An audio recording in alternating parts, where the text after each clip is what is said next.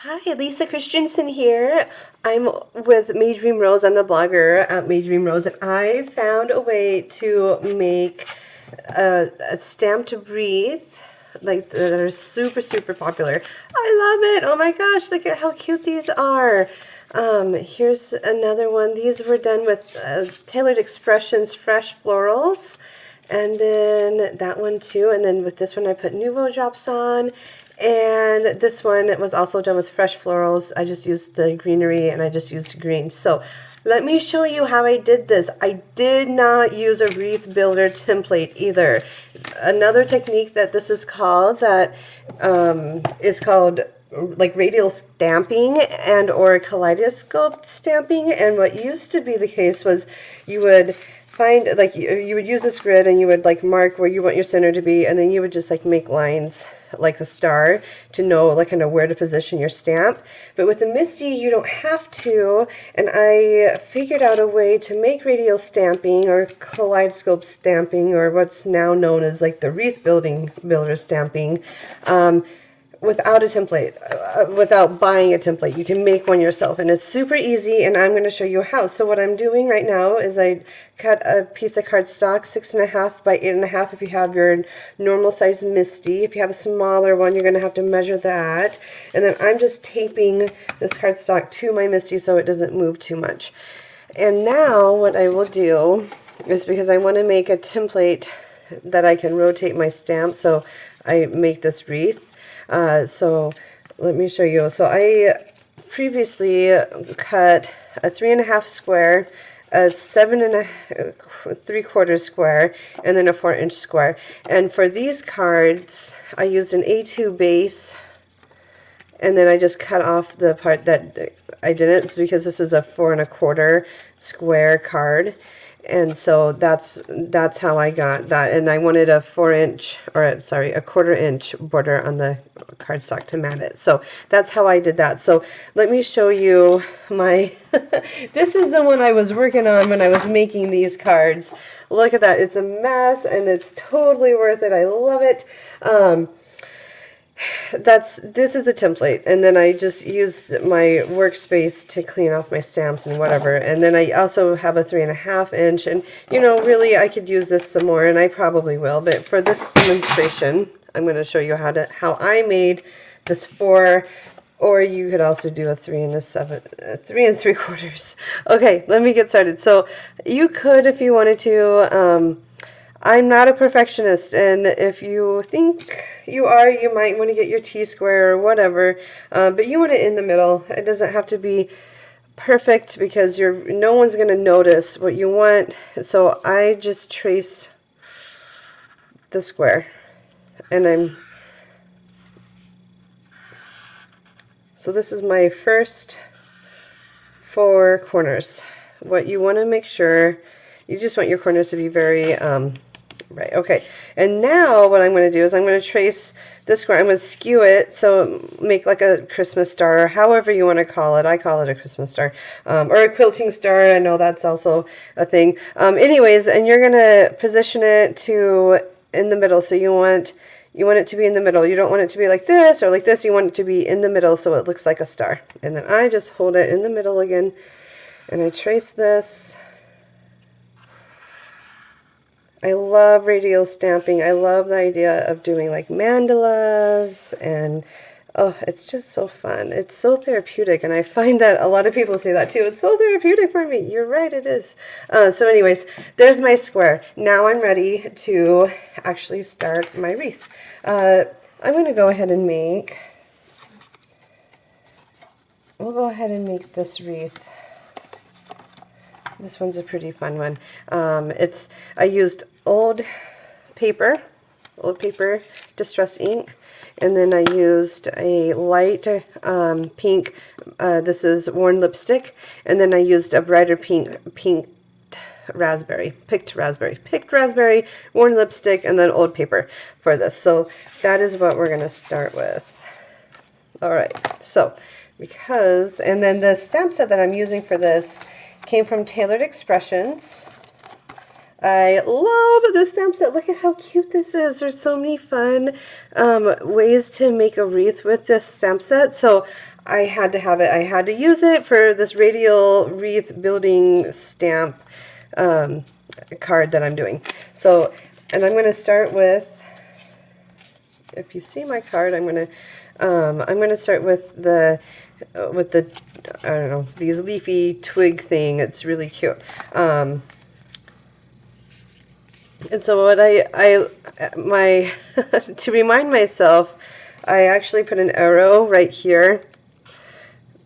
That's my starting point, or my home base, or whatever you want to call it. That's my starting point. But I'm not going to put my stamp right here, because if I do, then it might come off the paper. So what I like to do is, yes, this is my starting point. This is also going to be, I'm going to put it right here in the middle. I'm guessing, but I use my fingers a lot to kind of guide. I'm like, okay, that's about in the middle. I'm good with that. Now I can take my Misti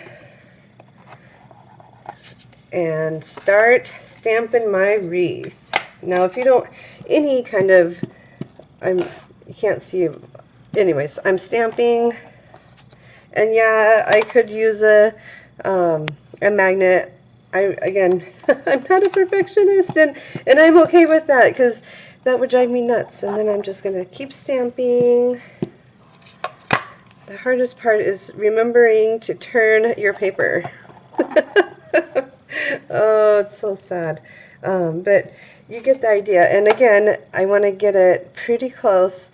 This paper is then cut to 4x4. So if I were going to do a smaller wreath, I would cut it to the size of the square that I just traced. Right? So that means you can do any kind of square. You could do a 3 1/4. You could do whatever kind of whatever you want. It doesn't matter. And you're just wasting paper. You're not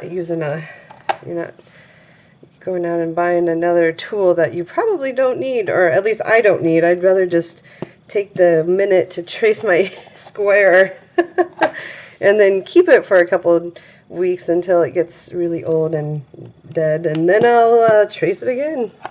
Alright, so kind of it goes pretty fast once you get the hang of it. And so you're really just kind of looking at these 3 corners, and once you get those 3 corners figured out, you don't really need to worry about these ones, because the stamp is right there. Okay, so now I'm done with this stamp.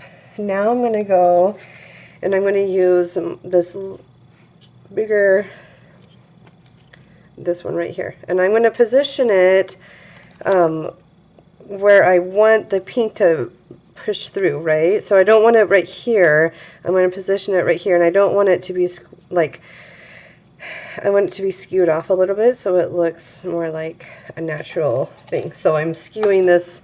I could have this more like a boxy, but I'm going to have it more like a diamond. I don't know. It doesn't probably matter in the end, but to me it matters right now. So that's what I'm doing. All right, let's get this going. And then I used a worn lipstick for this. And again, it goes pretty fast. You don't have to...